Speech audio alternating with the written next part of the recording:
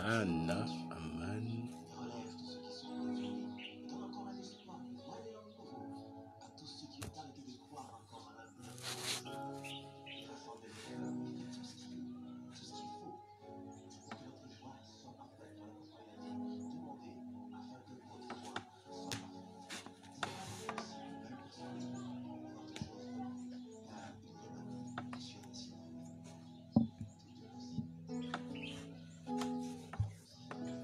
C'est encore possible. Bienvenue à ce direct sur la foi comme certitude. La foi comme certitude.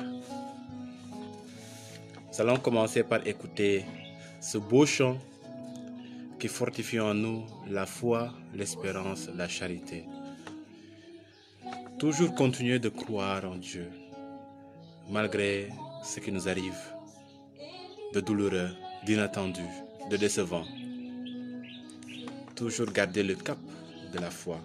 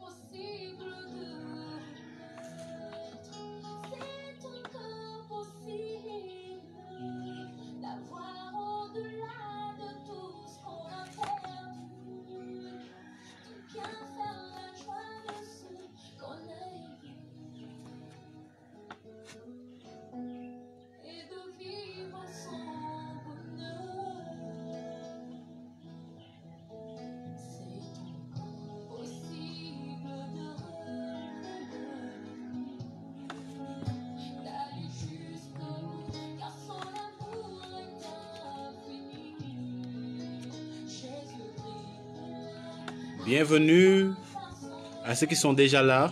Dieu vous bénisse. Dieu vous bénisse, Dieu vous bénisse. Alors nous nous mettons dans une ambiance spirituelle pour accueillir le Saint-Esprit qui est le maître de notre vie de foi.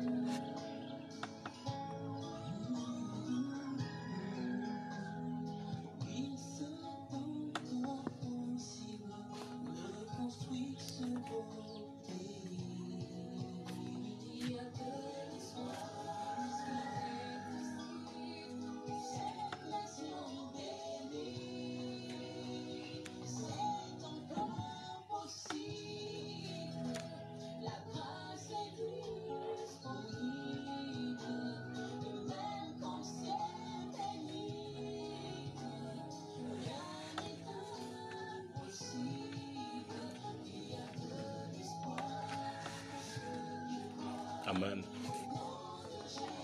Amen.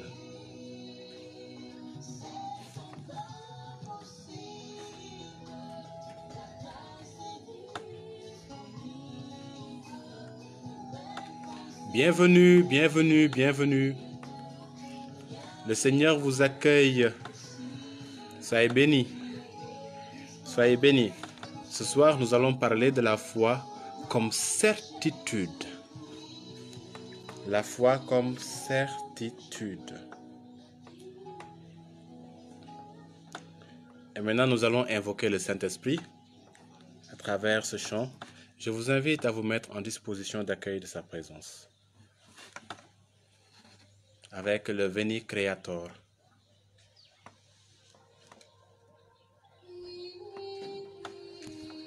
Au nom du Père et du Fils et du Saint-Esprit. Amen.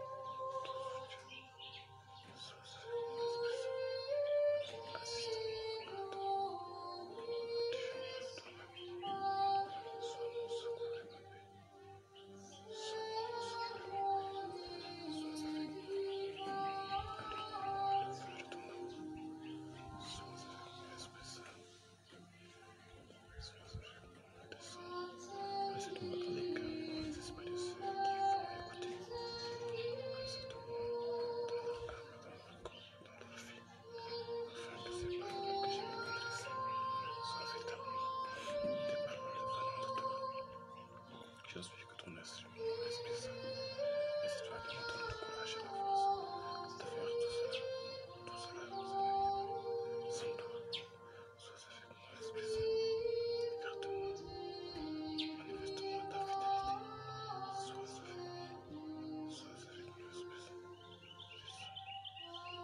Je confesse à Dieu Tout-Puissant.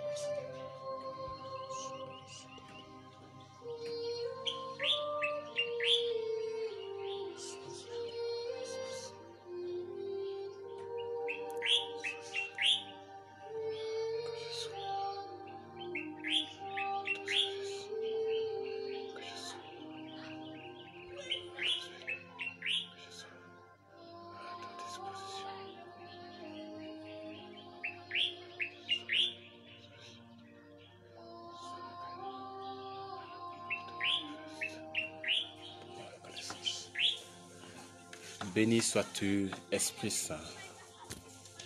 Béni sois-tu. Béni sois-tu. Béni sois-tu.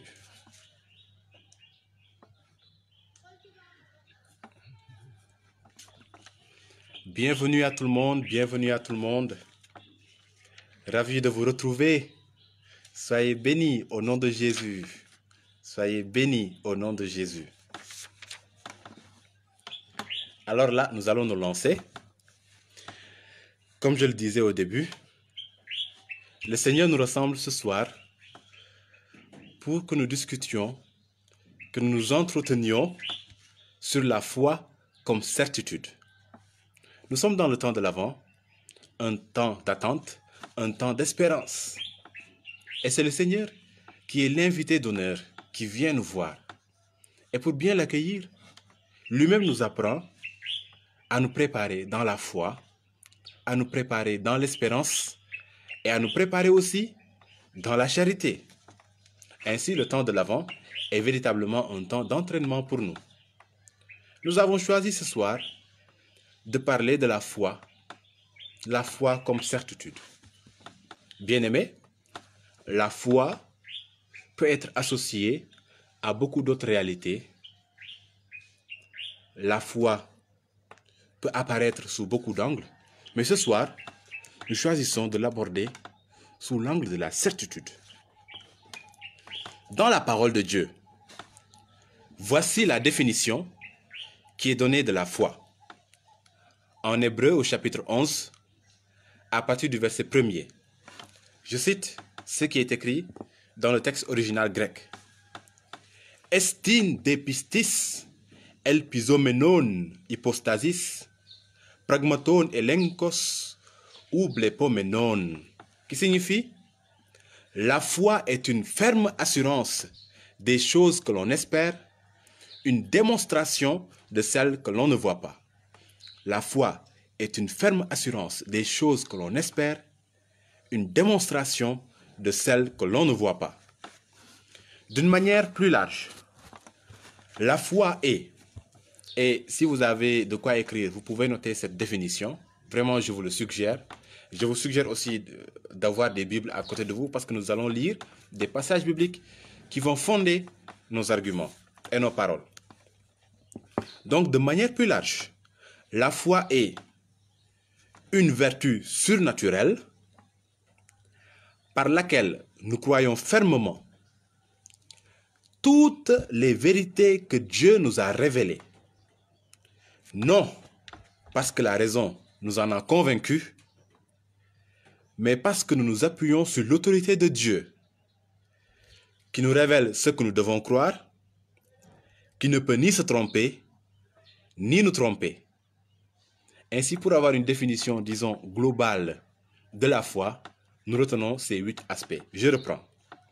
La foi est une vertu surnaturelle par laquelle nous croyons fermement toutes les vérités que Dieu nous a révélées. Non parce que la raison nous en a convaincus, mais parce que nous nous appuyons sur l'autorité de Dieu, qui nous révèle ce que nous devons croire et qui ne peut ni se tromper, ni nous tromper. Lorsque nous parlons de la foi comme certitude, nous sommes amenés aussi à définir la certitude. Et le dictionnaire nous dit que la certitude, c'est l'assurance pleine et entière d'une chose. La certitude, c'est l'assurance pleine et entière d'une chose. C'est l'adhésion forte et invincible de l'esprit à une chose qu'il reconnaît comme vraie. L'adhésion forte et invincible de l'esprit à une chose qu'il reconnaît comme vraie. Si nous voulons faire une comparaison entre la foi et la certitude, nous reconnaîtrons que la foi est au-dessus de la certitude. La foi va même au-delà de la certitude purement rationnelle. Elle devient une certitude méta-rationnelle, c'est-à-dire une certitude au-delà de la raison même, une certitude au-delà de ce que nous pouvons parvenir à saisir, parvenir à conceptualiser par notre seule raison. Dans une société où l'esprit rationnel a presque chassé la vertu de la confiance totale, la vertu de l'abandon. Quand je parle de l'abandon, c'est-à-dire l'abandon qui naît de la confiance. L'abandon qui naît d'une relation où l'autre devient pour nous un refuge sûr, ou bien où la parole de l'autre est pour nous une parole sûre. Dans une société pareille, où l'esprit rationnel a presque chassé la vertu de confiance totale, la foi apparaît comme un grand risque. la foi apparaît comme un grand risque. Aujourd'hui, croire dans la société est devenu un grand risque. Et il y a beaucoup qui ne se font pas prier pour se moquer des croyants en leur disant « mais ça ne va pas dans vos têtes. Tout ce que vous croyez là, ce sont des balivernes qui ont été racontées depuis les siècles passés. Des balivernes qui ont été transportées, colportées à travers les siècles. Et aujourd'hui, au XXIe siècle, comment pouvez-vous encore croire, et au-delà de cela, croire en certaines choses? Nous l'entendons souvent. D'ailleurs, Bernard Le Bovier de Fontenelle disait ceci, je le cite. « Il ne faut donner que la moitié de son esprit aux choses que l'on croit. Il ne faut donner que la moitié de son esprit aux choses que l'on croit et en réserver une autre moitié libre où le contraire puisse être admis s'il en est besoin. » Je reprends, il ne faut donner que la moitié de son esprit aux choses que l'on croit et en réserver une autre moitié libre où le contraire puisse être admis s'il en est besoin. Donc lui, il nous propose de croire à moitié. Si on nous dit que Jésus-Christ est sauveur, Bernard Le Bovier de Fontenelle nous propose de croire à moitié. C'est-à-dire de penser qu'il pourrait y avoir aussi une autre issue ou bien une autre manière de concevoir la chose, de se dire, au fond, Jésus n'est pas véritablement le sauveur. Bon, on peut dire que Jésus est le sauveur quand on est à l'église, mais hors de là, on n'est pas obligé d'y croire. On peut remettre cela en question. Donc c'est ce que Bernard Bovier de Fontenelle appelle croire à moitié. Réserver son esprit pour une partie, ce qu'on croit, et le réserver pour une partie que l'on ne croirait pas, c'est-à-dire une réserve de sécurité. Beaucoup de penseurs trouveront même que pour un intellectuel digne de ce nom, un humaniste digne de ce nom, un homme de culture digne de ce nom, avoir des certitudes est un signe d'amateurisme dans l'art, d'amateurisme intellectuel. Beaucoup d'intellectuels vous diront que vous ne pouvez pas faire de grandes études et croire encore aveuglément à des choses qui sont enseignées par l'Église. Parce que ces choses sont enseignées comme étant des dogmes à recevoir, comme ils sont présentés, dans la docilité, dans l'obéissance de la foi. Étant donné que ce sont des certitudes, ces grands penseurs vont vous dire qu'intellectuellement, cela n'est pas acceptable. Ce n'est pas acceptable qu'un intellectuel qui se respecte puisse avoir des certitudes toutes fondées comme ça. Parce que ces certitudes vont l'empêcher de progresser vers la vérité. Friedrich Nietzsche, dans Humain trop humain, disait ceci, je le cite, « Les convictions sont des ennemis de la vérité plus que les mensonges eux-mêmes. » Les convictions sont des ennemis de la vérité plus que les mensonges eux-mêmes. Des ennemis de la vérité plus dangereuses même, précise-t-il. Donc pour Nietzsche, quand on cherche la vérité, il ne faut pas partir de convictions. Partir même de mensonges pourrait, à son avis, être une voie plus rapide et plus sûre et moins dangereuse. Quand nous constatons ce qui se vit actuellement et même ce qui se vivait depuis le XVIe siècle, où l'humanisme a fait son entrée dans le monde, pouvons remarquer que science et philosophie sont des disciplines qui procèdent toujours à une remise en question. Une remise en question permanente. Pas de dogme. Les philosophes n'acceptent pas de dogme. Ils sont tout le temps à la quête de la vérité. On dit que la philosophie, c'est la recherche de la vérité, de la sagesse. Les scientifiques aussi ne tiennent rien pour acquis. Une théorie qui a subsisté au Moyen-Âge, à l'époque moderne et à l'époque contemporaine, peut parfaitement être remise en question aujourd'hui même. Aussi, nous verrons des scientifiques comme Rostand écrire dans le carnet d'un biologiste « certitude, servitude ». Certitude, servitude. C'est-à-dire, il faut rechercher la certitude en rien du tout. Dès lors que vous avez l'impression d'avoir une certitude par rapport à une chose, par rapport à un concept, par rapport à une réalité, vous êtes dans une servitude et vous ne progressez plus. Et le philosophe Bertrand Russell dira, je le cite, « La philosophie tire sa valeur de son incertitude même. » La philosophie tire sa valeur de son incertitude même. Nous constatons que beaucoup voudraient maintenant appliquer l'esprit scientifique ou l'esprit philosophique à ce que nous enseigne la foi. Beaucoup voudraient appliquer cet esprit critique-là à la foi au point de remettre en question tout ce qui a été enseigné depuis le 1er siècle jusqu'à aujourd'hui. Dans le feu d'une concurrence scientifique, acerbée, comme je le disais au départ, au Moyen-Âge, à la fin du Moyen-Âge et à l'entrée de l'époque moderne, c'est-à-dire à partir du XVIe siècle, aucun scientifique ne peut plus dormir sur ses lauriers. Aucun scientifique ne peut plus dormir sur ses lauriers. Il doit continuer d'explorer les secrets de l'univers en aventurier de la science. Donc, point d'évidence à la base. Point d'évidence à la base. Parce que la théorie que toi, scientifique, tu sors aujourd'hui, peut être remise en question demain. Ainsi, il n'y a pas à dormir sur les lauriers. C'est pourquoi Pierre Reverdy, dans cet esprit, disait, en écrivant ses entretiens sur la pluralité des mondes, je le cite, « L'évidence paralyse la démonstration. L'évidence paralyse la démonstration. » Ainsi, au lieu de rechercher les évidences, il faut partir avec des hypothèses. Et nous savons que la science fait ses recherches et donne ses résultats en partant d'hypothèses, des hypothèses. Et ce sont ces hypothèses qui, en se confirmant, deviennent des théories scientifiques, deviennent des choses qui sont données à l'enseignement pour tous et que tout le monde peut retenir en attendant que d'autres travaux viennent remettre en question ce qui est déjà dit.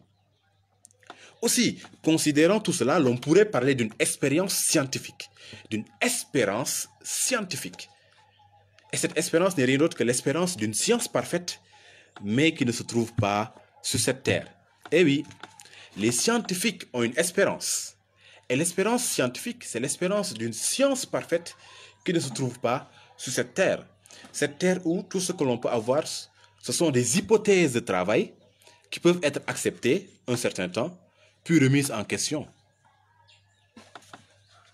Michel de Montaigne disait d'ailleurs dans ses essais, je le cite, « Nous sommes nés pour quêter la vérité, mais il appartient de la posséder à une plus grande puissance. » Nous sommes nés pour quêter la vérité, mais il appartient de la posséder à une plus grande puissance. Qu'est-ce qu'il veut dire? C'est-à-dire que toute notre vie, nous allons rechercher la vérité, mais sans jamais pouvoir la détenir, sans jamais pouvoir la dominer, la dompter, la posséder. La possession de la vérité entière revient à une autre puissance. Oui, par rapport à cet argument, nous retrouvons des ressemblances dans la foi chrétienne. En effet, la vérité totale, qui est Dieu lui-même, nous ne pouvons la voir qu'au ciel, dans la vision béatifique, où nous verrons Dieu face à face. Et en voyant Dieu face à face, nous le verrons tel qu'il est et nous saurons tout ce que nous avions besoin de savoir. Il n'y aura plus besoin d'apprendre, il n'y aura plus besoin de lire, nous aurons la connaissance totale, nous aurons la charité totale. Tout sera parfait en nous. Cependant, ce dont parlent les scientifiques, c'est d'une connaissance ou bien d'une foi ou bien d'une certitude dans cette vie. Et même par rapport aux choses invisibles, ils se disent qu'il n'est pas possible, étant donné qu'ils partent d'une méthode empirique, une méthode expérimentale et expérimentative, ils se disent qu'il est impossible d'avoir des certitudes par rapport à cela. Et là, il y aura une grande différence entre le croyant et celui qui marche seulement à la lumière de sa propre raison, qui marche seulement de façon empirique. Aujourd'hui, beaucoup d'intellectuels chrétiens croient devoir faire honneur à leur carrure intellectuelle en rejetant de facto et a priori les articles de foi que l'Église leur présente pour adopter une méthode critique cartésienne afin de tout réapprendre par eux-mêmes. C'est une grande erreur. C'est une grande erreur. Et nous constatons cela dans nos milieux religieux, nos milieux paroissiaux. Certains sont toujours enclins à porter un regard ou bien un esprit critique sur les articles de foi. Les articles de foi de l'Église, bien sûr, cet esprit critique est une chose excellente, étant donné qu'il nous permet de faire ce que Kant appelait sapere aude, oser penser par soi-même. Il disait, sapere aude, ose réfléchir par toi-même, ose user de ton propre entendement. Ça, c'est une excellente chose. Mais quand elle sort de son contexte, quand elle veut tout remettre en question, même les principes de foi, il y a problème. Parce qu'il faut savoir que rigueur scientifique et foi ne s'opposent pas en réalité. Dieu est pour ainsi dire le premier scientifique, puisqu'il a la science totale. C'est lui l'omniscient, c'est le premier scientifique. Et pourtant, notre foi se dirige vers lui. Notre foi vient de lui, parce que la foi est un don de Dieu, nous y viendrons tout à l'heure, et notre foi se dirige vers lui. Donc il est la source, le centre et le but de notre foi. Rigueur scientifique et foi ne s'opposent donc pas. Autrement dit, la foi et la raison vont ensemble. Elles ne s'opposent pas. Ce n'est pas parce que j'ai la foi que je ne peux pas utiliser ma raison. Ce n'est pas parce que je suis un scientifique que je ne peux pas non plus être un bon croyant. Attention, il faut l'équilibre parce que la foi et la raison forment ensemble l'homme ou la femme équilibré. Si nous voulons être des hommes et des femmes équilibrés, il faudrait que nous puissions associer la foi et la raison. Dans l'encyclique, la lettre encyclique Fides et Ratio, la foi et la raison, le pape Jean-Paul II écrivait dès la bénédiction, je le cite, « La foi et la raison sont comme les deux ailes, visualisez, les deux ailes qui permettent à l'esprit humain de s'élever vers la contemplation de la vérité. La foi et la raison sont comme les deux ailes qui permettent à l'esprit humain de s'élever vers la contemplation de la vérité. » Fin de citation. Dans l'Antiquité, certains anciens avaient déjà compris cela. Ils avaient déjà compris que, quel que soit le degré d'étude ou quelle que soit la profondeur de la foi, foi et raison sont deux notions, sont deux réalités à associer et à ne jamais dissocier pour ne pas perdre l'équilibre humain. Ils avaient compris cela et ils l'exprimaient par cette boutade en latin. Amicus Plato, c'est magis amica veritas. Amicus Plato, c'est magis amica veritas. Cela signifie quoi? Platon m'est cher. J'aime bien Platon, mais la vérité m'est encore plus chère. Platon m'est cher, mais la vérité m'est encore plus chère. C'est-à-dire, même si je suis intéressé par la science, par la philosophie, la recherche de la vérité, qui ne trouve son centre et sa véritable voie d'accomplissement que dans la foi, est aussi important dans ma vie. Donc, je vais associer la science et la religion. J'aime Platon, mais la vérité m'est encore plus chère. L'homme est un être tendu vers la foi, lui qui a été créé à l'image et à la ressemblance de Dieu. Sa seule raison ne suffit pas à l'équilibre de son être et de sa vie. Pierre-Emmanuel, dans le versant de l'âge, écrira ceci, je le cite, « L'honneur de l'homme est de parvenir à ce centre où la certitude se fait vertige et le vertige certitude. L'honneur de l'homme, c'est de parvenir à ce centre où la certitude se fait vertige et le vertige certitude. » Fin de citation. La foi nous donne la certitude et la hauteur, la profondeur de ce que nous propose, de ce que contient cette foi, nous donne le vertige. Donc il y a cette balance. Certitude, vertige. Vertige, certitude. C'est normal parce que la foi est, comme nous l'avions dit, une vertu surnaturelle. La foi n'est pas à la mesure de l'homme. Ce n'est pas l'homme qui crée sa foi. Ce n'est pas l'homme qui façonne sa foi. Mais la foi est quelque chose a priori de divin. Retenons-le comme ça. Et le justificatif de notre foi, ce par quoi nous pouvons défendre notre foi, ce par quoi, ou bien l'argument par lequel nous pouvons justifier le fait que nous croyons, c'est que Dieu qui révèle, Dieu le révélateur, ne peut ni se tromper, ni nous tromper. C'est très important d'avoir cela en vue. Dieu qui révèle ne peut ni se tromper, ni nous tromper. La Constitution sur la révélation divine, Dei Verbum, dit au numéro 5, je le cite, « À Dieu qui révèle est due l'obéissance de la foi, par laquelle l'homme s'en remet tout entier et librement à Dieu, dans un complet hommage d'intelligence et de volonté à Dieu qui révèle, et dans un assentiment volontaire à la révélation qu'il fait. Je reprends. À Dieu qui révèle est due l'obéissance de la foi, par laquelle l'homme s'en remet entièrement et librement à Dieu dans un complet hommage d'intelligence et de volonté, et dans un assentiment volontaire à la révélation qu'il fait. Donc, d'une part, un complet hommage d'intelligence et de volonté, et un assentiment volontaire à la révélation que Dieu nous fait. Fin de citation. La foi est une conviction. C'est une conviction, une certitude, une assurance. Il ne faut pas dire « je suis catholique parce que je suis né dans une famille catholique ». Non. Chacun doit regarder sa foi, l'observer, comme il s'observe quand il est face à un miroir. Chacun doit pouvoir observer sa foi et pouvoir discerner que cette foi doit être une conviction en lui, une assurance en lui, une certitude en lui.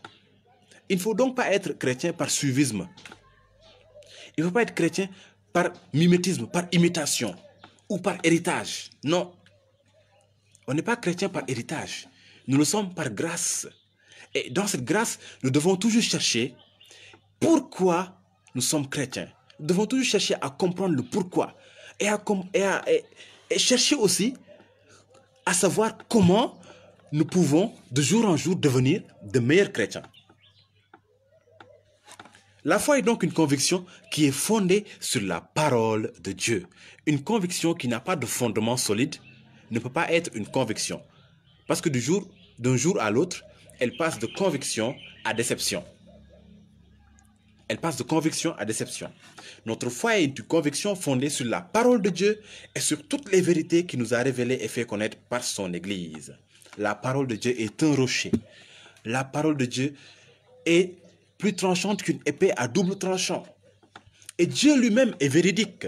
C'est lui qui nous dit dans le livre de l'Apocalypse, je le cite, « Celui qui était assis sur le trône dit, voici que je fais toutes choses nouvelles. Écris, car ces paroles sont sûres et véritables. Écris, car ces paroles sont sûres et véritables. » Eh bien, afin que nous ne nous enorgueillissions pas, il nous faut comprendre que la foi, comme certitude, est d'abord un don de Dieu. J'en avais parlé tout à l'heure, maintenant je vais insister sur ça. La foi est un don de Dieu. Et pour cela, nous allons lire, prenez vos Bibles, Romains, le chapitre 12, le verset 3. Romains, chapitre 12, verset 3. Alors je lis. En vertu de la grâce qui m'a été donnée, je dis à chacun de vous de ne pas s'estimer plus qu'il ne faut, mais d'avoir des sentiments modestes, chacun selon la mesure de la foi que Dieu lui a départie. En vertu de la grâce qui m'a été donnée. Donc là, Paul parle déjà d'une grâce qui a été reçue. La foi comme don. Quand il parle de cette grâce, il parle non seulement de la grâce d'être apôtre, mais aussi de la grâce de la foi. Parce que nous savons comment Paul a rencontré le Christ. Et il nous invite à avoir des sentiments modestes, chacun selon la mesure de la foi que Dieu lui a départie. Un autre texte, la première aux Corinthiens, chapitre 12, des versets 7 à 9. Première aux Corinthiens, chapitre 12, des versets 7 à 9. Nous lisons. À chacun, la manifestation de l'Esprit est donnée pour l'utilité commune. En effet, à l'un est donné par l'Esprit une parole de sagesse, à l'autre une parole de connaissance, selon le même Esprit, à un autre la foi par le même Esprit, à un autre le don des guérisons par ce seul et même Esprit. Je reprends. À chacun, la manifestation de l'Esprit est donnée pour l'utilité commune. En effet, à l'un est donné par l'Esprit une parole de sagesse, à l'autre une parole de connaissance selon le même esprit, à un autre la foi par le même esprit, à un autre le don des guérisons par ce seul et même esprit. C'est l'Esprit Saint qui accomplit tout cela en nous. Et la foi, je le répète, est un don de Dieu. Henri Gougaud, il a un nom de famille assez particulier, Henri Gougaud, a eu une manière assez spéciale de nous rappeler ô combien la foi nous invite à l'humilité. Et il parle même d'un fait ou bien d'une histoire qu'il a inventée, mais que je trouve assez belle et que je voudrais vous partager. Cette histoire s'intitule l'empreinte. L'empreinte qui est une marque sur notre corps, une marque qui nous invite à l'humilité, l'humilité qui doit être en nous, une marque qui nous invite aussi à considérer la foi qui doit nous faire vivre.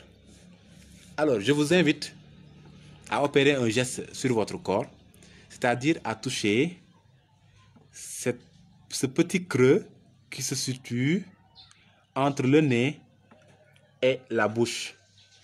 Vous constatez que en dessous du nez, il y a un petit creux.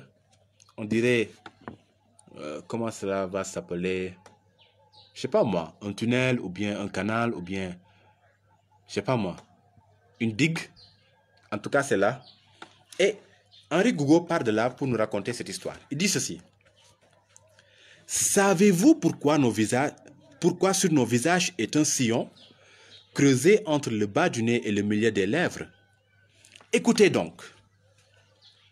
Garçon, dit l'histoire, sache que dans la demeure céleste où tu vivais avant de naître, tout n'était que silence et savoir.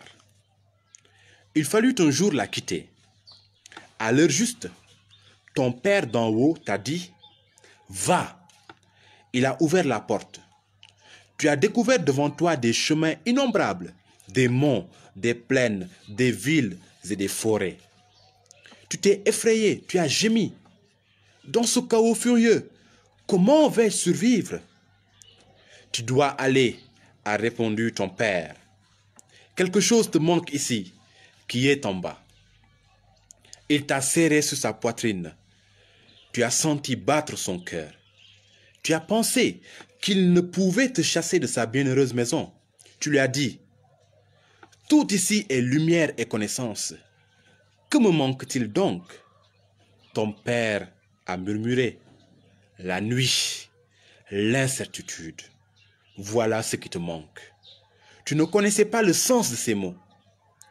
Tu as crié en tremblant.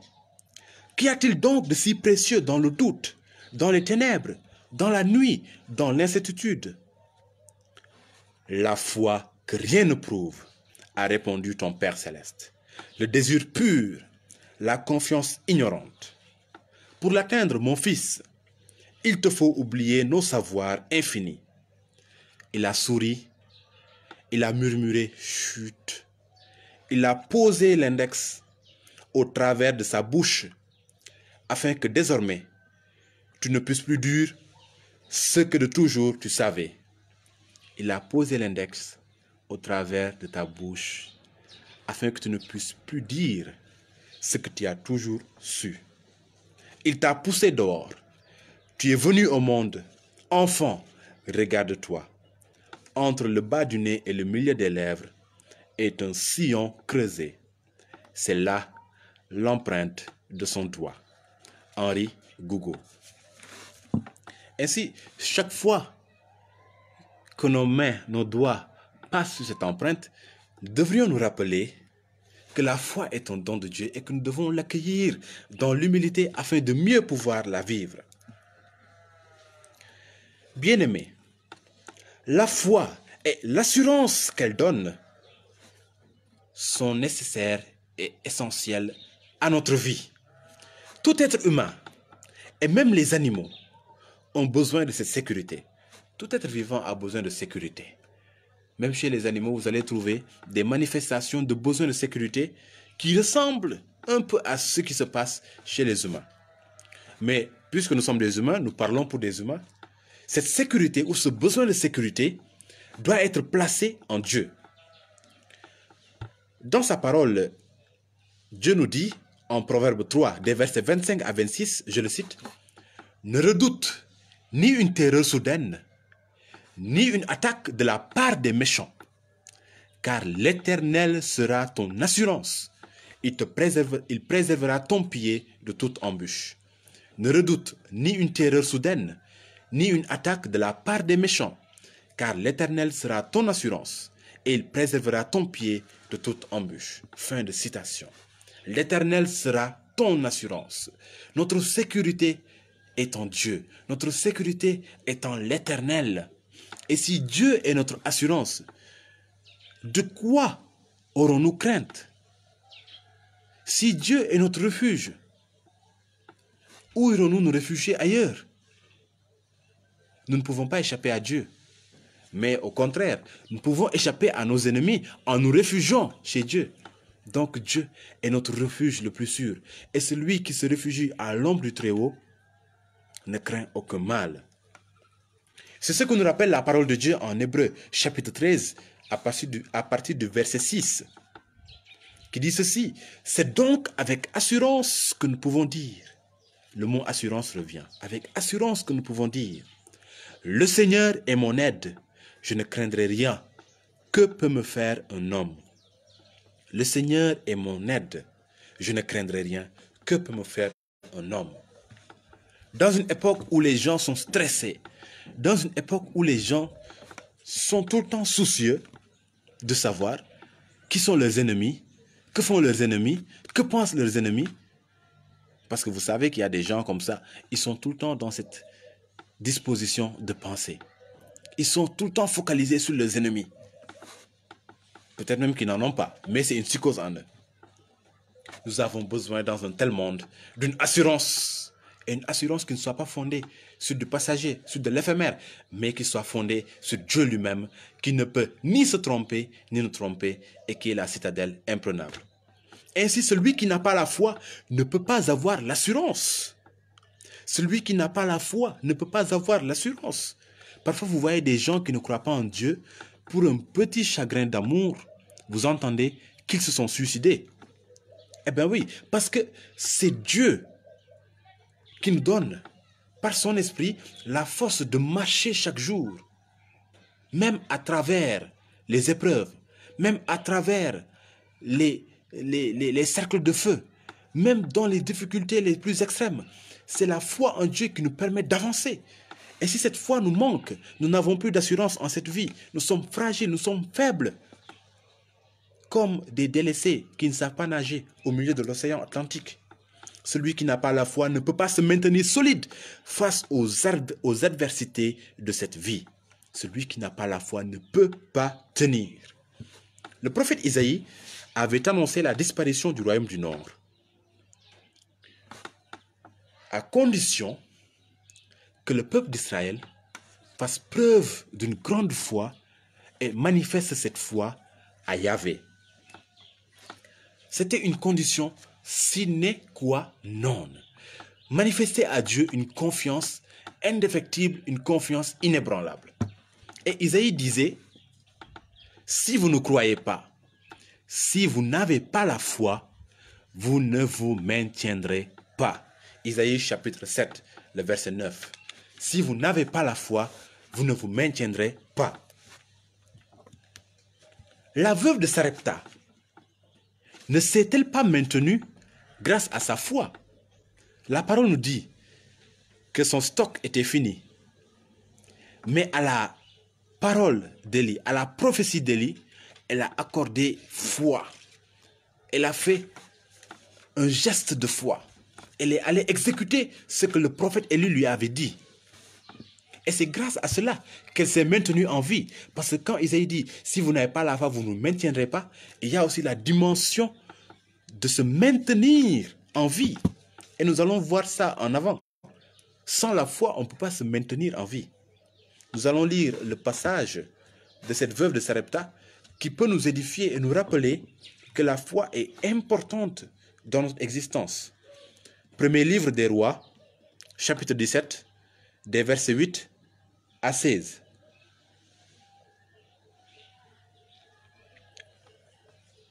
Alors, la parole de Dieu fut adressée à Élie en ces termes. Lève-toi, va à Sarepta qui appartient à Sidon, et tu y demeureras. Voici que j'ai ordonné là à une veuve de te nourrir. Élie se leva et alla à Sarepta. Comme il arrivait à la porte de la ville, voici qu'il y avait là une femme, veuve qui ramassait du bois. Excusez-moi de la liaison, il y avait là une femme, veuve qui ramassait du bois. Élie l'appela et lui dit, « Va me prendre, je te prie, un peu d'eau dans ce vase, afin que je boive. » Et elle alla en prendre. Il l'appela de nouveau et lui dit, « Apporte-moi, je te prie, un morceau de pain dans ta main. » Ah, Élie, quand même. Elle répondit, « Yahvé ton Dieu est vivant. Je n'ai rien cuit. Je n'ai qu'une poignée de farine dans un pot et un peu d'huile dans une cruche. Et voici que je ramasse 2 morceaux de bois, afin que, une fois rentré à la maison, je prépare ce reste pour moi et pour mon fils. Nous le mangerons et ensuite nous mourrons. » Élie lui dit, « Ne crains point, rentre faire comme tu as dit. Seulement, prépare-moi d'abord avec cela un petit gâteau que tu m'apporteras. Tu en feras ensuite pour toi et pour ton fils. » Cette parole est dure, hein? Nous pouvons le reconnaître, cette parole est dure. La femme a dit à Élie qu'il ne lui reste qu'une poignée de farine et quelques gouttes d'huile qu'elle va faire cuire pour elle et son enfant, sachant qu'ensuite elle va mourir de faim.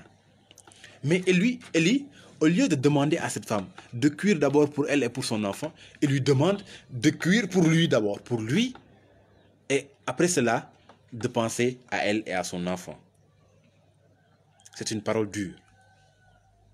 Et Élie continue en disant, « Car ainsi parle Yahvé, le Dieu d'Israël. Le pot de farine ne s'épuisera point, et la cruche d'huile ne diminuera point, jusqu'au jour où Yahvé fera tomber de la pluie sur la face du sol. » Elle s'en alla et fit selon la parole d'Élie. Elle fit selon la parole d'Élie. Si vous n'avez pas la foi, vous ne vous maintiendrez pas.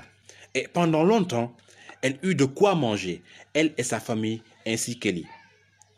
Le pot de farine ne s'épuisa pas, et la cruche d'huile ne diminua pas, selon la parole que Yahvé avait dite à travers Élie. Gloire à toi, Seigneur, qui est fidèle en tes œuvres, qui est fidèle à ta parole. Nous avons un autre exemple dans le Nouveau Testament. Encore une femme. Je ne dirais pas que les femmes apparaissent plus croyantes que les hommes dans les Saintes Écritures, mais il faut noter que les auteurs sacrés aiment bien insister sur la foi dont font preuve les femmes, pour manifester la simplicité, l'authenticité de cette foi. Parce que ce sont des créatures qui sont entières. La femme est une créature entière. Et c'est pourquoi la première que Jésus va envoyer en mission après la résurrection, c'est Marie-Madeleine. Car elle lui a manifesté tout l'amour qu'elle avait dans son cœur, sans considérer ce que les autres en diraient. Elle était entière dans son geste. C'est ainsi que Dieu veut nous apprendre à travers l'exemple de ces femmes-là à être entiers dans notre foi. Dans le Nouveau Testament, nous avons aussi l'exemple de la femme qui avait ce flux de sang depuis 12 années et qui a pu se maintenir parce qu'elle avait une foi d'acier, parce qu'elle avait de la certitude dans sa foi. Nous pouvons trouver ce passage en Matthieu au chapitre 9, des versets 19 à 21 que je lis. Il est écrit ceci. Comme Jésus leur parlait ainsi, un chef de la synagogue entra et, se prosternant devant lui, il lui dit, « Ma fille vient de mourir, mais venez, imposez votre main sur elle et elle vivra. » Imposez votre main sur elle et elle vivra. Jésus se leva et le suivit avec ses disciples. Et voilà qu'une femme, affligée d'un flux de sang depuis 12 années, s'approcha par derrière et toucha la houppe de son manteau, car elle se disait en elle-même, et c'est ce passage qui est fondamental, qui est beau, qui manifeste toute la certitude, toute l'assurance, toute la confiance que cette femme avait en Jésus. Elle se disait, si je touche seulement son manteau, je serai guéri. Si je touche seulement son manteau, je serai guéri. Elle n'a pas dit si elle touche la main de Jésus. Elle n'a pas dit si Jésus lui impose les mains ou bien si Jésus lui parle. Mais elle dit, si seulement je touche son manteau, je serai guéri. Et c'est parce que sa foi est grande qu'elle s'attache à une petite chose. Notons cela, la balance de la foi. La balance de la foi. Plus ta foi est petite, plus tu vas rechercher les grandes choses, les grands miracles, les grands signes. C'est l'effet d'une balance. Mais plus ta foi est grande, plus les petites choses, les signes quotidiens te suffiront pour alimenter ta foi, te suffiront pour manifester au Seigneur tous les jours que tu crois en lui, pour lui renouveler ta confiance tous les jours. D'ailleurs, Jésus n'a jamais aimé que la foule réclame des signes. Il n'a jamais aimé ce phénomène. Il nous apprend à nous attacher aux signes de tous les jours. C'est la clé d'une fidélité. La dame se disait en elle-même, si je touche seulement son manteau, je serai guéri. Et Jésus se retourna et la voyant, lui dit, ayez confiance, ma fille, votre foi vous a guéri. Et cette femme fut guérie à l'heure même. Est-ce que vous vous rendez compte qu'au moment où cette dame était en train de raisonner en elle-même, au moment où elle était en train de se convaincre elle-même qu'en touchant seulement la houppe du manteau de Jésus, elle serait guérie, le Seigneur Jésus qui est omniscient, il savait déjà cela. Il le savait déjà. Et c'est pourquoi la guérison de cette femme n'est que la concrétisation, l'aboutissement de sa foi. Parce qu'une foi certaine, une foi assurée, qui marche avec assurance, avec conviction, est une foi qui produit des fruits. C'est pourquoi Jésus disait à ses apôtres, si vous avez de la foi gros comme un grain de moutarde ou un grain de sénévé, si vous avez la certitude, l'assurance, la conviction dans ce que vous faites, si vous dites à cette montagne, bouge-toi d'ici et va te jeter dans la mer, cette montagne va exécuter votre ordre. Seigneur, augmente en nous la foi. Augmente en nous la foi. Ne cessons jamais de demander au Seigneur la grâce de la foi. Chaque jour, Seigneur, augmente en nous la foi. Bien-aimé, si tu as une foi chancelante, peux-tu t'étonner que les éléments et les circonstances te résistent?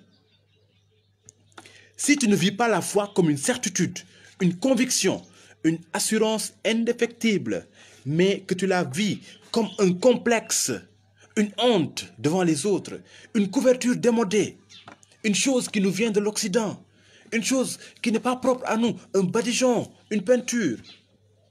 Est-ce que tu dois t'étonner d'être toujours la victime, d'être toujours celui qui subit, qui encaisse, qui ne contrôle aucune situation dans sa vie? Non, cela ne doit pas t'étonner. Parce que la puissance qui est en toi, la puissance de la foi qui est en toi, tu la laisses dormir. Il faut la réveiller, mon frère, ma soeur. Il faut la réveiller. Réveille le lion qui dort en toi. Réveille cette foi-là qui dort en toi. Pour pouvoir être au contrôle de ce qui t'arrive. Même parmi les polythéistes de l'Antiquité, on peut trouver des personnes qui ont eu plus de certitude en ce qu'elles étaient et en leur foi que chez des chrétiens aujourd'hui qui ont été baptisés et qui sont dans l'église depuis une décennie, depuis un demi-siècle. Parce que ce n'est pas parce que tu as duré dans la foi chrétienne que ta foi s'emporte bien. Attention, on peut durer dans la vie chrétienne, mais être comme un vestige ou bien comme une pierre, ne pas se laisser toucher par le Seigneur. Répéter les années, les répéter, mais sans pour autant les vivre. C'est ce que j'appelle vivre en surface des années. vivre notre foi en surface des années. Or, ce à quoi le Seigneur nous appelle, c'est de pouvoir profiter de chaque année pour grandir dans notre foi. Chaque année doit être pour nous une expérience qui nous fait grandir et pas un retour à zéro, pas un recommencement. Tu peux avoir 50 ans de vie chrétienne et ne même pas avoir la conviction d'un enfant qui vient d'être confirmé. C'est à nous de combattre cela aussi. Je donnais l'exemple de certains polythéistes. Pas monothéistes, mais polythéistes. Des gens qui croient en plusieurs dieux, mais qui manifestent une assurance au-delà de ce que nous avons. Je donne l'exemple de Diogène, le cynique, qui a vécu vers 340 avant Jésus-Christ. Diogène le cynique était un philosophe grec qui menait une vie d'austérité, de mortification et qui avait renoncé de tout son possible au bien, au plaisir de ce monde. Vous savez où vivait Diogène? Diogène vivait dans un tonneau. Alexandre le Grand, Alexandre, le maître de tout l'empire grec, vint le trouver un jour devant son tonneau et lui dit: je suis Alexandre le Grand. Demande-moi tout ce que tu désires, je te le donnerai, car tout m'appartient. Et Diogène lui répondit depuis son tonneau: je suis Diogène et je veux que tu bouges de mon soleil. Le grand Alexandre dut s'exécuter. Et l'assurance de Diogène l'avait tellement impressionné qu'en partant, vous savez ce qu'Alexandre a dit à ses troupes? Il leur a dit: si je n'étais pas Alexandre, j'aimerais être Diogène. Si je n'étais pas Alexandre, j'aimerais être Diogène. Vous pensez que si nous manifestons notre foi dans une assurance, une certitude indéfectible, vous pensez que les autres ne vont pas nous admirer et avoir envie de connaître Jésus? Bien sûr que si, mais c'est parce que nous sommes timorés parfois. C'est parce que nous avons honte de dire qui nous sommes, de dire en qui nous croyons, que les autres ne viennent pas rejoindre le Christ. Parce que le témoignage de vie est très puissant. Les apôtres ont converti beaucoup de gens à Christ parce que leur vie donnait envie. Il faut que notre vie donne envie aux autres. Si nous sommes des chrétiens tristes, des chrétiens apeurés, comment pourrons-nous donner à un autre qui ne connaît pas le Christ l'envie de connaître le Christ? Si la vie en Jésus-Christ ressemble à une défaite, à un deuil, à un échec, comment pourrons-nous attirer les autres? Il faudrait qu'ils voient dans notre foi une assurance indéfectible. Il faudrait que là où les autres sont faibles, que nous soyons forts. Que là où les autres sont tristes, que nous soyons joyeux. Joyeux à cause de la foi et de l'espérance qui est en nous. Joyeux parce que notre Sauveur s'appelle Jésus-Christ de Nazareth, qu'il est mort, mais il n'est pas resté dans le tombeau. Il est ressuscité, il a vaincu la mort. Il est monté au ciel, il nous promet le paradis. Que notre foi soit une certitude devant toutes les principautés du monde. Il ne faut pas avoir peur. Notre maître, celui en qui nous croyons, c'est à lui que l'univers appartient. L'univers ne peut pas appartenir à Jésus. Et nous, qui sommes les frères de Jésus, que nous nous comportions, mais comme des esclaves. Ce n'est pas possible. Ce n'est pas possible. En Wolof, on dit, par rapport à ces genres de situations, yo, ci yax bu rëy nga bokk. Chrétien, waxuma la yax bu rëy de. Je ne sais même pas comment qualifier ça. waaye fi mu bokk kenn mënu ko qualifier. Kenn mënu ko xaymaal, kenn mënu xaymaal loolu lu mu toll. Bokk ci Yesu Christa kenn mënu ko xaymaal. Alors, soyons certains de ce que nous sommes. Une foi solide et de surcroît indispensable à notre salut dans la nouvelle alliance, pour que notre vie soit bâtie sur le roc. Ne pensons pas que ce que Dieu attendait d'Abraham, d'Isaac et de Jacob et des autres qui ont vécu dans l'ancienne alliance, c'est toujours ce qu'il attend de nous. Attention! La nouvelle alliance vient accomplir l'ancienne alliance.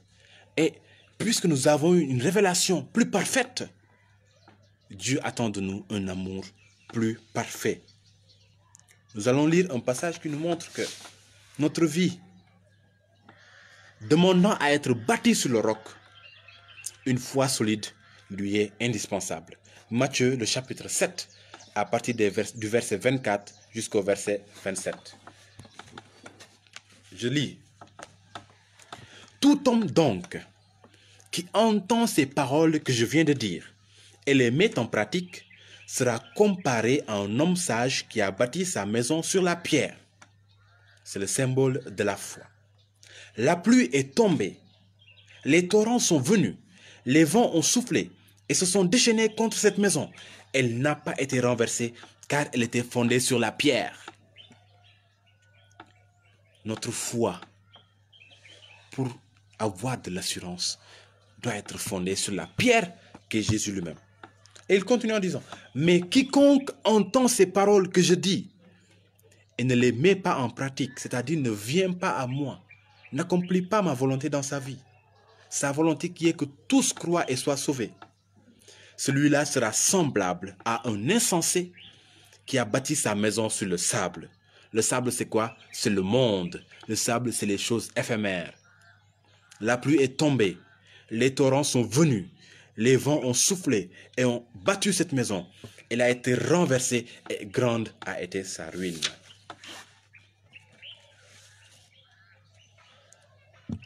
Nous avons tellement d'assurance dans notre foi, bien-aimés. Tellement d'assurance. Ce qu'on appelle les gages, ce qu'on appelle les arts de la vie éternelle, les assurances de la vie éternelle. Notre foi repose sur tellement d'assurance, alors qu'elle seule, elle est la seule à se dresser devant tout l'univers et à dresser l'audace de confesser la résurrection du Christ, c'est-à-dire la victoire du Christ sur la mort, ainsi que la vie éternelle pour tous ceux qui croiront en lui. Il n'y a que notre foi qui a cette audace de confesser que le Christ a vaincu la mort par sa résurrection et qu'il a donné la vie éternelle. D'où nous vient notre manque de conviction alors? N'oublions surtout pas que la parole de Dieu ne cesse d'attirer notre attention pour que nous ne soyons pas froids ni tièdes, pour que nous soyons chauds dans notre foi. Jésus-Christ veut des chrétiens chauds dans leur foi. Si la foi est parvenue jusqu'à nous aujourd'hui, c'est parce que depuis le 1er siècle, il y a eu des chrétiens chauds qui l'ont véhiculé. Et il y en a même qui ont versé le sang pour cela. Mais aujourd'hui, il suffit que nous entrions dans les transports en commun, nous camouflons nos signes de croix. Nous faisons des astérisques. Ou bien même nous cachons nos croix. Nos chapelets, nous les repoussons au fond de la poche, de peur que la croix sorte, que les gens voient. Quand nous allons faire des courses, nous laissons notre croix à la maison parce qu'on se dit, si j'amène ma croix, mes courses seront compliquées pour moi aujourd'hui. Où est notre témoignage? Notre témoignage de foi. La parole de Dieu nous dit en 2 Timothée 1,10, je le cite, « Notre Sauveur Jésus-Christ a détruit la mort et mis en évidence la vie et l'immortalité par l'Évangile. » Il a mis en évidence la vie et l'immortalité par l'Évangile. Même si nous sommes timides de nature, en matière de foi, nous ne devions pas être timides. Parce que comme le dit la parole, Jésus a mis en évidence la vie et l'immortalité. C'est-à-dire que la vie et l'immortalité sont à l'horizon de l'écran de notre vie. Tu ne peux pas avoir comme espérance la vie et l'immortalité et te comporter sur la terre comme quelqu'un qui n'a pas d'espérance. Quelqu'un qui se dit qu'il sera condamné après sa mort. Si nos gages, si les arts qui nous ont été donnés par le Seigneur A2ZHES sont immenses, immense aussi doit être notre foi. Immense aussi doit être notre assurance. En matière de foi, l'assurance n'est jamais exagérée. En matière de foi, l'assurance n'est jamais exagérée, puisqu'elle est fondée en Jésus-Christ. Nous n'avons pas le droit de désespérer, de laisser notre foi manquer de certitude, de poigne. Et spirituellement aussi, ça compte. Il y a un ex-sorcier qui est devenu chrétien. Et après sa conversion, il témoignait en disant, « Seuls ceux qui ont une foi réelle en Jésus sont hors de portée des sorciers. Seuls ceux qui ont une foi réelle en Jésus sont hors de portée des sorciers. Il continue en disant, il m'est arrivé d'attaquer des chrétiens qui avaient un pied à l'église et un pied dehors, chez les visionnaires, les marabouts, les devins, les sorciers ou les féticheurs. De tels chrétiens, dit-il, sont très attachés aux œuvres infructueuses et souvent à la tradition familiale. On se reconnaîtra. Continue en disant, j'ai tué plusieurs soi-disant baptisés confirmés, dont la foi était vacillante, légère. La Bible ne dit-elle pas, crois au Seigneur Jésus et tu seras sauvé. Fin de citation.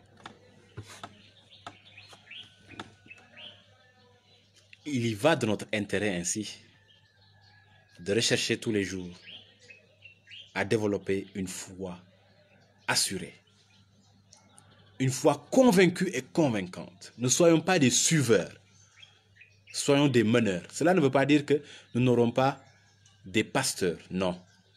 Mais même si nous avons des pasteurs, par rapport à notre foi, soyons des meneurs. Acceptons de prendre des initiatives. Acceptons de nourrir notre foi, de la faire vivre. Tenons notre foi en main. Il ne faut pas se dire, c'est au prêtre de nourrir ma foi. Le prêtre, il a le devoir de le faire.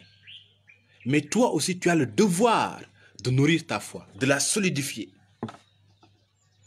C'est ce que le Seigneur nous demande. Car la foi est un combat. La foi est un combat et nos sens sont limités parce qu'ils nous trompent. Il ne faut donc pas confier tout ce combat à une autre personne, fût-elle notre pasteur. Quand je parle de pasteur, je parle de prêtre. La foi est un combat que moi-même je mène avec le Saint-Esprit. Nous sommes appelés à garder les yeux fixés sur Jésus-Christ pour entrer dans le combat de la foi. C'est un combat qui se mène avec le Saint-Esprit, mais en gardant les yeux fixés sur Jésus-Christ.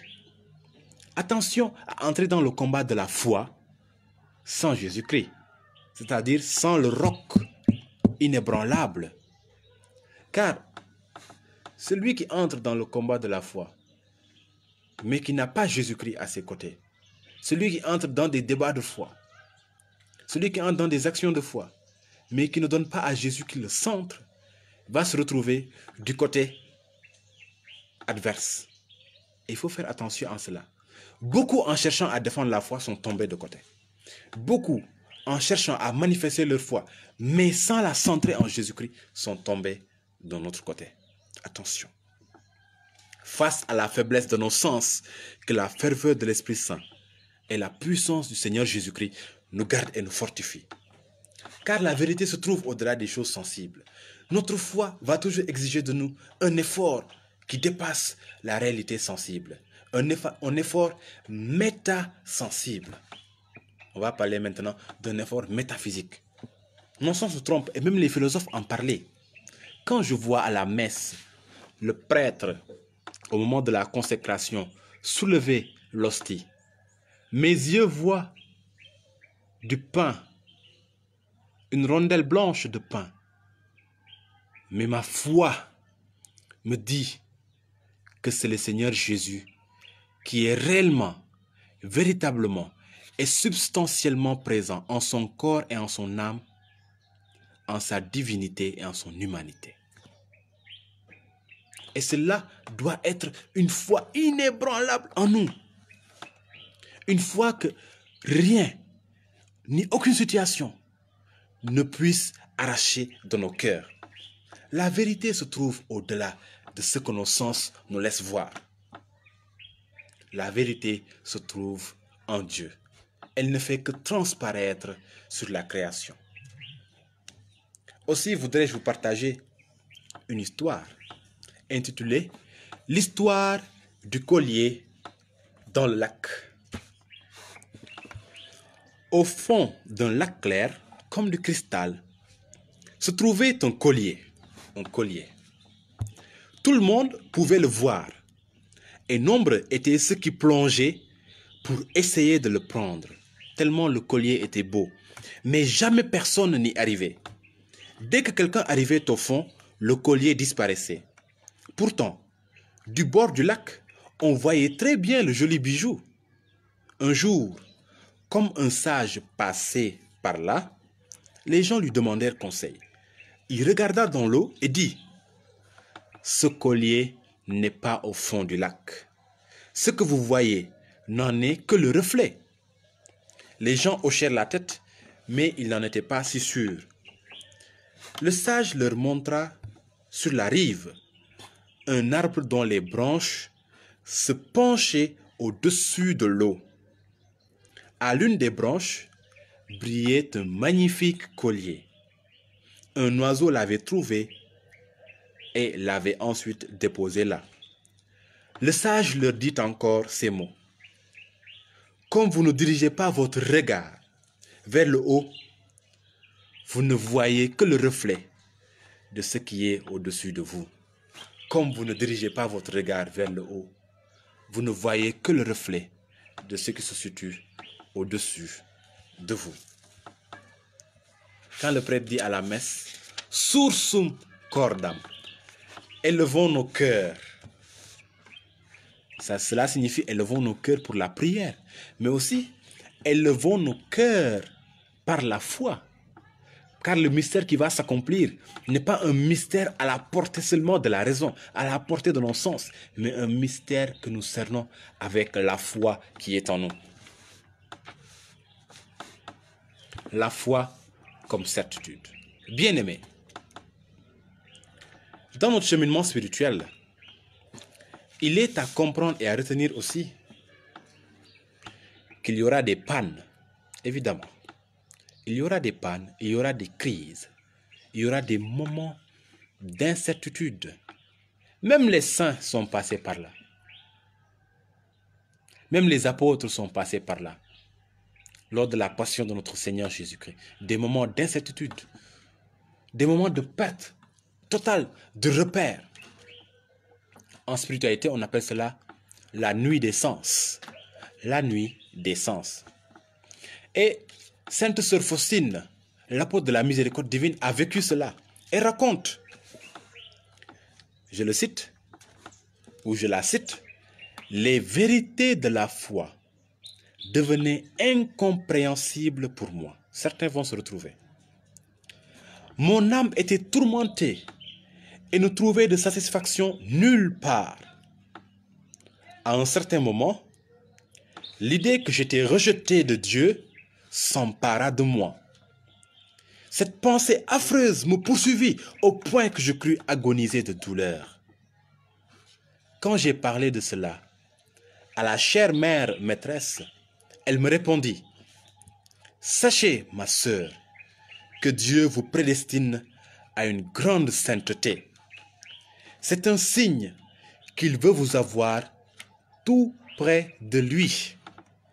Ayez grande confiance en notre Seigneur Jésus. » Fin de citation. Ayez grande confiance en notre Seigneur Jésus.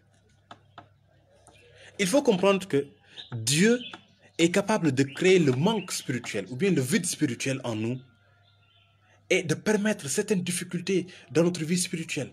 On s'endort en priant, on n'a plus envie de prier, la prière nous dégoûte, la prière nous lasse, on bâille, on dort, on ronfle et tout. Il peut créer cela juste pour nous assoiffer de lui, pour creuser en nous une soif spirituelle qui va faire que nous désirions passer du temps avec lui, que nous désirions le connaître, que nous désirions le goûter, que nous désirions l'expérimenter d'une manière plus profonde. Ainsi, je voudrais bien aimer que tu redises après moi: « Ce n'est pas parce que je ne sens rien qu'il n'y a rien. » Après moi. « Ce n'est pas parce que je ne vois rien qu'il n'y a rien. Ce n'est pas parce que je n'entends rien qu'il n'y a rien. »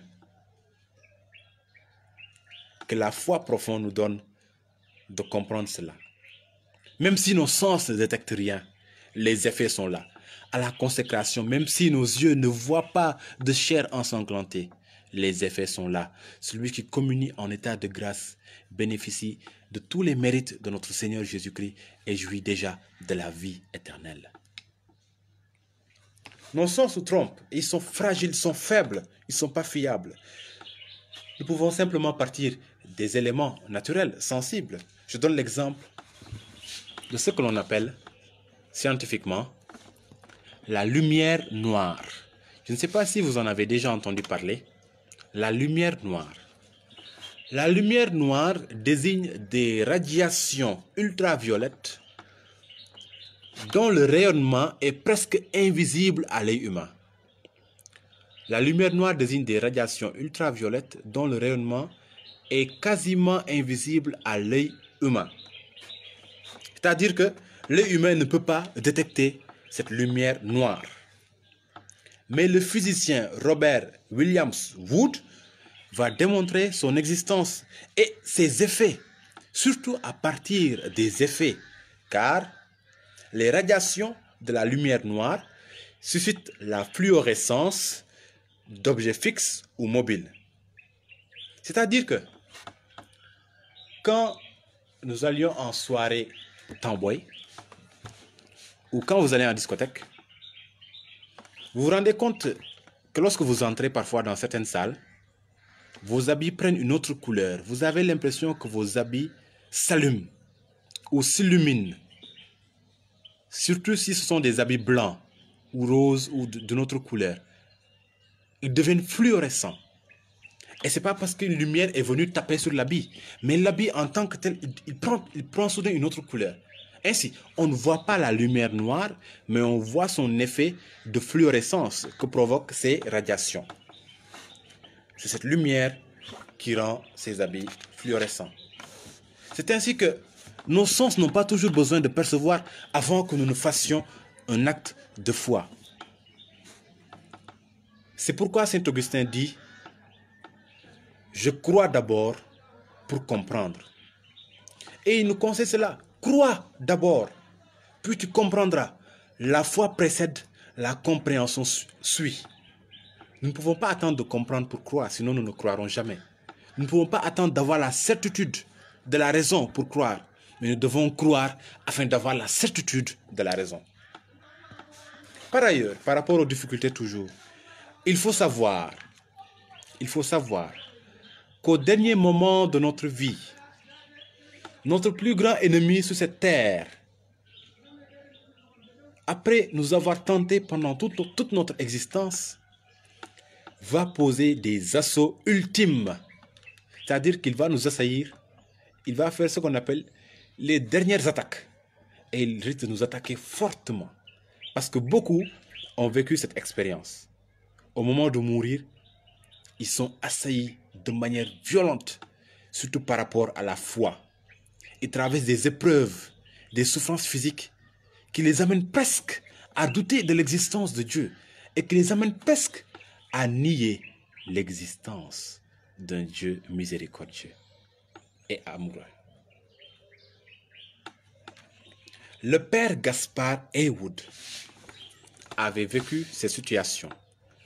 En ces derniers instants, il était assailli par des démons qui le tentaient contre la foi, qui voulaient l'amener à nier Dieu, à nier la bonté et l'amour de Dieu. Et il criait, il gémissait. Tout à coup, il a crié, « Oh maman Marie, viens à mon secours, viens à mon aide. » Quelques instants après, ceux qui l'ont entouré l'ont entendu dire avec soulagement, « Je vous rends grâce, ô Sainte Mère, d'être venue à mon secours.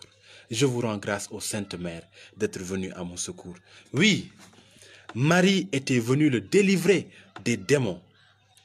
Et le père Haywood est parti en paix. Cela signifie quoi? Bien-aimés, ayez Marie dans vos vies. Ayez Marie dans vos vies. Le diable a réussi à berner des fidèles et leurs pasteurs dans ce sens. Il a réussi à les séparer de la tendresse maternelle de Marie. Il a réussi à les éloigner de Marie afin de mieux disposer d'eux.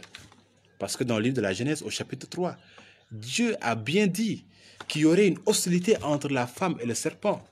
Ainsi, celui qui n'a pas la femme avec lui, cette femme qui désigne Marie, qui désigne la même femme dans l'Apocalypse au chapitre 12, celui qui n'a pas Marie avec lui, il est à la merci du diable. Parce que la seule créature humaine, purement humaine, que le diable redoute plus que tout, et dont il ne peut supporter la présence, eh bien, mes chers, c'est la Vierge Marie. Parce que comme le disait les théologiens, ce que le diable a perdu par l'orgueil, Marie l'a obtenu par son humilité. Ce que le diable a perdu par sa désobéissance, Marie l'a obtenu par son obéissance. Ayez Marie dans vos vies. Bien-aimés, nous arrivons à la fin de cet entretien. La foi comme certitude. Nous devons rechercher une telle foi. Une foi qui ne se laisse pas abattre par les épreuves, mais qui demeure fondée sur le roc qui est Jésus-Christ. Une foi qui n'a pas peur de se manifester, de se traduire en témoignage de vie. Une foi qui n'a pas peur d'apparaître aux yeux des autres pour les amener à la connaissance de Christ. Une foi qui n'a pas peur de prendre le contrôle des circonstances, des événements de cette vie, afin de les plier à la volonté de Dieu. Une foi remplie de certitude, qui n'a pas peur de marcher sur les forteresses du mal, afin de les briser et de délivrer les captifs. C'est une telle foi que nous devons prier, demander à Dieu tous les jours et cultiver chaque instant de notre vie. C'est une telle foi que nous devons aussi demander pour les autres.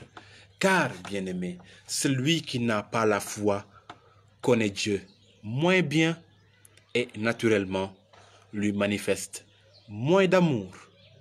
Celui qui n'a pas la foi, celui qui n'a pas une foi solide, celui qui n'a pas la certitude dans sa foi, connaît Dieu moins bien et naturellement lui manifeste moins d'amour.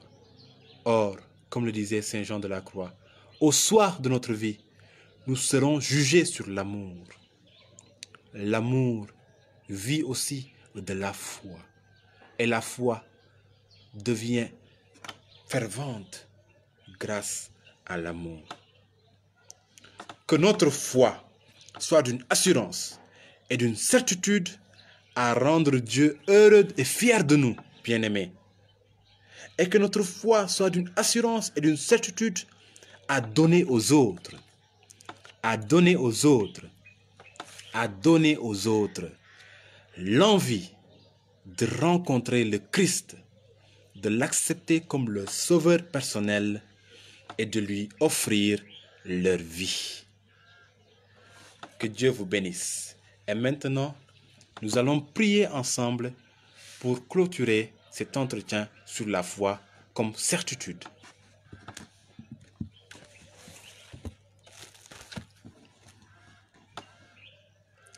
Je vous exhorte à prier avec moi et à dire avec moi ces paroles. Je vais les dire lentement pour que vous puissiez les répéter après moi.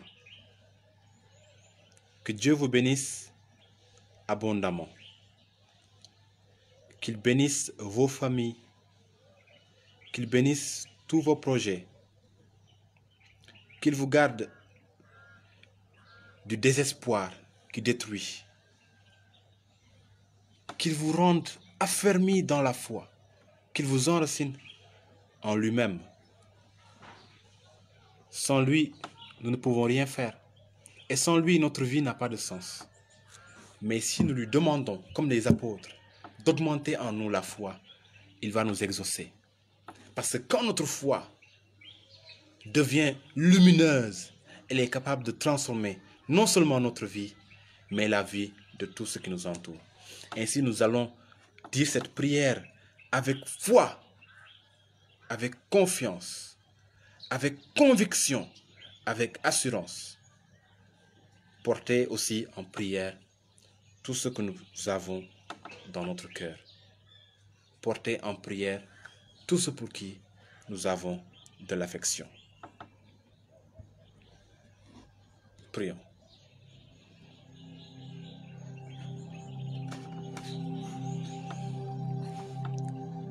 Notre Père, qui êtes aux cieux, vous êtes mon refuge et le rocher de mon salut. Rien ne vous échappe de ce qui m'arrive. Je suis votre serviteur, votre servante, et je porte votre nom. Je vous remercie de m'avoir donné le casque du salut. C'est dans votre Fils Jésus que je suis ce que je suis. Rien ne pourra jamais me séparer de votre amour. Je vous remercie de pardonner mes péchés et d'effacer ma faute. Je me revêts maintenant de votre cuirasse de justice.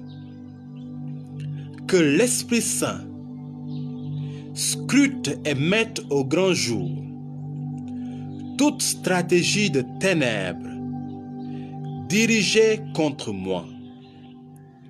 Je saisis le bouclier de la foi pour me tenir debout dans la parole de Dieu qui me dit: c'est pour détruire les œuvres du diable que le Fils de Dieu a paru. C'est pourquoi, Père Saint, au nom glorieux de votre Fils premier-né, Jésus-Christ de Nazareth, et par l'autorité qui me vient de mon baptême, je renonce à Satan, à ses séductions et à ses œuvres, quelle qu'en soit l'origine. Occultisme, spiritisme ou sorcellerie. Et avec la foi que vous, ô Père, m'avez donnée, je proclame que soit abattu tout ce qu'il a fait dans ma vie. Jésus, vous êtes mon Seigneur et mon Sauveur. Vous avez triomphé de lui au désert, sur la croix et dans le tombeau, et vous l'avez vaincu pour toujours par votre glorieuse résurrection, scellant ainsi sa fin et son destin. En vous, moi aussi je triomphe de lui, par la puissance de votre saint nom, devant lequel tout genou fléchit, au ciel, sur la terre et dans les enfers. C'est pourquoi, Seigneur, grâce à la puissance de votre nom, je résiste à tous les efforts du démon pour m'accabler, me tourmenter ou me tromper, et je m'oppose avec la dernière énergie à sa tentative de me dérober la joie et le fruit de mon salut. Par la puissance de votre sang très précieux, versé pour moi au calvaire, je vous demande d'éloigner de moi toutes les puissances de ténèbres qui m'attaquent et qui m'assaillent, et de leur commander de s'en aller immédiatement là où vous voudrez, Seigneur, en sorte qu'elle ne revienne jamais plus. J'ai ainsi prié au nom de Jésus-Christ de Nazareth. Notre Père qui es aux cieux, que ton nom soit sanctifié, que ton règne vienne, que ta volonté soit faite sur la terre comme au ciel. Donne-nous aujourd'hui notre pain de ce jour. Pardonne-nous nos offenses, comme nous pardonnons aussi à ceux qui nous ont offensés. Et ne nous laisse pas entrer en tentation, mais délivre-nous du mal. Je vous salue Marie, pleine de grâce. Le Seigneur est avec vous. Vous êtes bénie entre toutes les femmes, et Jésus, le fruit de vos entrailles, est béni. Sainte Marie, Mère de Dieu, priez pour nous pauvres pécheurs, maintenant et à l'heure de notre mort. Amen. Gloire au Père, et au Fils, et au Saint-Esprit, comme il était au commencement, maintenant et toujours, dans les siècles des siècles. Amen. Notre secours est dans le nom du Seigneur, qui a fait le ciel et la terre. Que le nom du Seigneur soit béni, maintenant et à jamais. Et que Dieu Tout-Puissant vous garde et vous bénisse, au nom du Père, et du Fils, et du Saint-Esprit. Amen. Paix et bien à vous, frères et sœurs dans le Christ.